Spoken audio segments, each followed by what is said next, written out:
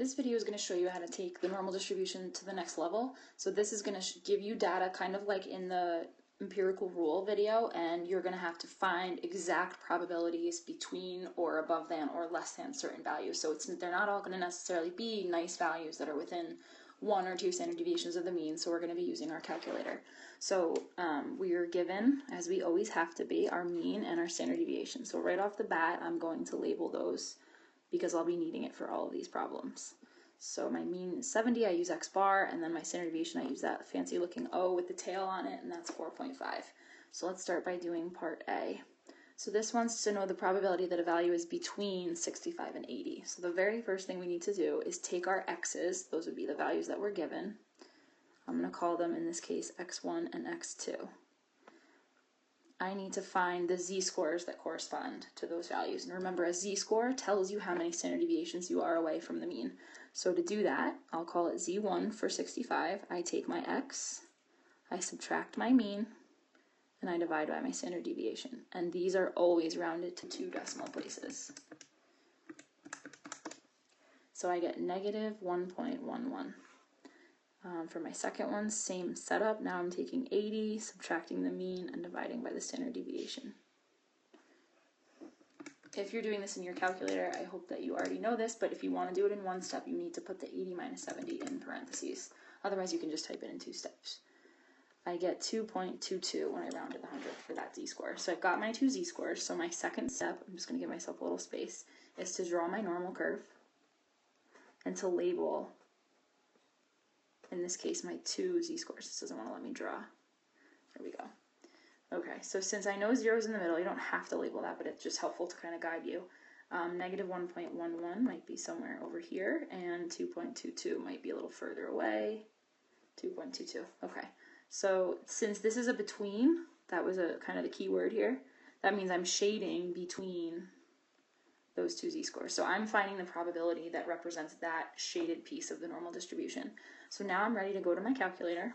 Let me just first set up this probability. So since this is a between, I'm really finding the probability that a value is between, so I'd say 65 less than X less than 80.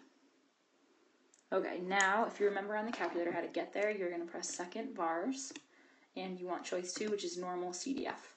So I'm going to go ahead and write the calculator step out here because that way you know exactly what I'm typing in. So in your calculator, it's going to open up a parenthesis. Obviously, I ran out of space. So when you're doing a between, you're going to start with the smaller z-score. So in this case, that's negative 1.11. And you're going to go up to your larger z-score. So that's what that means is you're taking that cumulative region. You're taking between negative 1.11 and 2.22. So that's what I'm typing in my calculator right now. And I get an answer of approximately 0.853. We typically round probabilities to 3 decimal places, so 0.853. So just to kind of interpret, that would mean that 85.3% of values from this data should fall in that range. So that's a between. Okay, so I've just transferred part B over to a new slide, so I have a lot of room. So same mean, same standard deviation. Now my X is 75. That's what we're asking about in this particular question. So again, first step, calculate your z-score. So in this case, I don't need the subscripts 1 or 2 because there's only one number. So again, I'm taking the value, which is 75, minus the mean, divided by the standard deviation. And again, make sure that gets rounded to 2 decimal places. And I get 1.11. Again, that's kind of weird. Okay, so now I'm ready to draw my curve. So, try to make it as symmetrical as you can, putting 0 in the middle, and 1.11 then would be somewhere around here. So here, going back to the wording, it says greater than or equal to. That implies that this time I'm shading to the right. So I can kind of put a line all the way up to the edge of the distribution, and then I'm shading that. So I'm finding the probability for that whole piece of the tail, if you want to think about it that way. So now I'm going to find my probability in the calculator, but let's again first set up this notation. So this time I'm finding the probability that X is greater than or equal to, which would be that symbol, 75. This time, when I go to the normal CDF function, this time I really have to look at my curve and interpret it. I want to know the probability of being right from this exact spot, 1.11, so that's where I start, And it really goes on forever, and so this is when we use just a randomly large number, and 100 will do the trick. So I'm going from 1.11 up to 100. So again, second vars, choice 2, and then you're going to type in just like we have it, 1.11 up to 100, and if I round that to the thousandth, I get 0.133. So again, interpreting that, if this had instead asked you for a percentage, that means that 13.3% of values are going to fall from 70, or I'm sorry, not 70, 75, that was our value, and beyond. Okay, and finally, again, I just transferred part C onto a new slide, so I have lots of space. This time it wants the percentage, so that means at the end we're going to have to convert our answer to a percent of values that are less than 62. So in this case, my x is now 62. Again, just one of them, since it's not a between problem. So let's convert that to a z-score.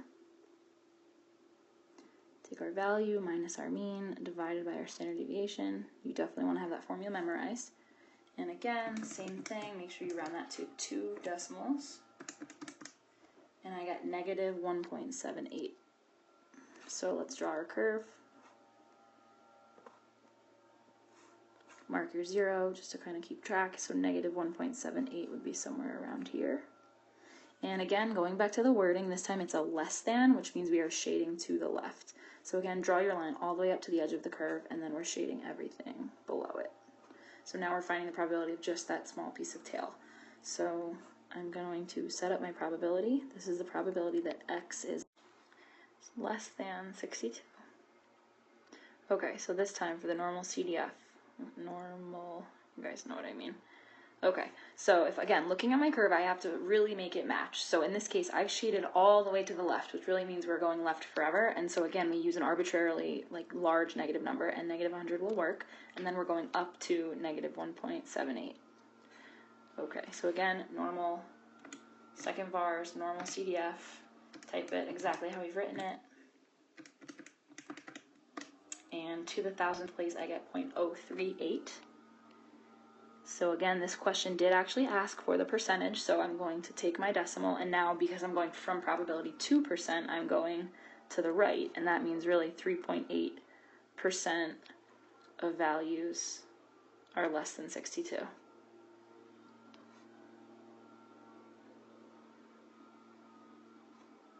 So it's really the same type of question, I just had to do that conversion at the end.